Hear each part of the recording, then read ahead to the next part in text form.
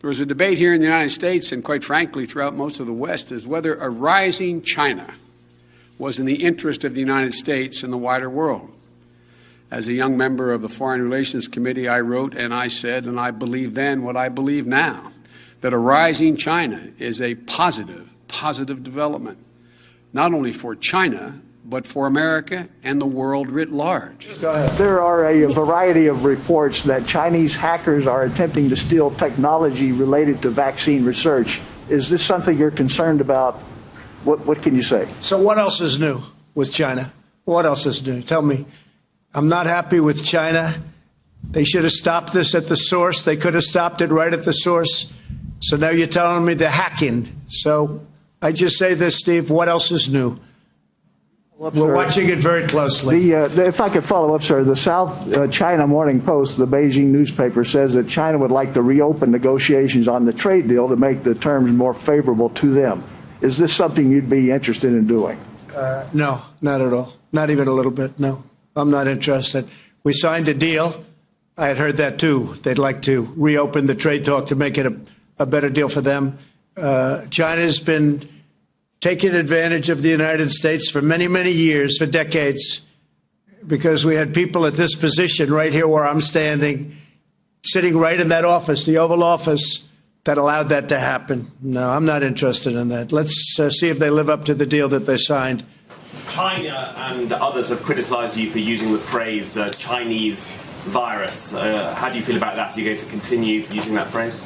Well, China was putting out information which was false, that our military gave this to them. That was false. And rather than having an argument, I said, I have to call it where it came from. It did come from China. So I think it's a very accurate term. But no, I didn't appreciate the fact that China was saying that our military gave it to them. Our military did not give it to anybody. Critics say using that phrase creates a stigma. No, I don't think so. No, I think saying that our military gave it to them creates a stigma. And then one day we hear about this rumor in China, and then we find out it's much more than a rumor. And then all of a sudden we make a great decision to close it up early. It would be a whole different world.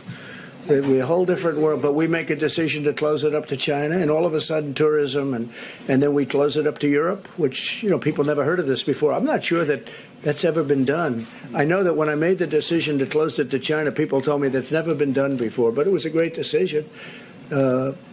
We make good decisions. So I'll tell you my best decision.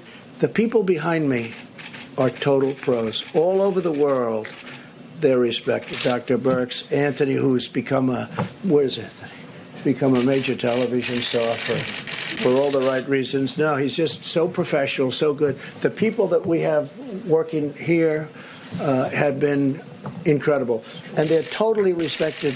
The Admiral has been incredible, having to do with the testing, incredible, and he's viewing this as testing also for the future. We're building a platform. When we took over this platform, first thing the Admiral said was, this was not designed for what we're talking about, millions of people. It wasn't, and it's nobody's fault. It's not like who could have ever predicted a thing like this, but we broke it down, and it's really going to be incredible system, and it is now a great system. I just want to say these are incredible people standing behind me. They're the most respected in the world. Every country that you've mentioned today so far has called them, and they call them all the time for advice. There's nobody better than what we have.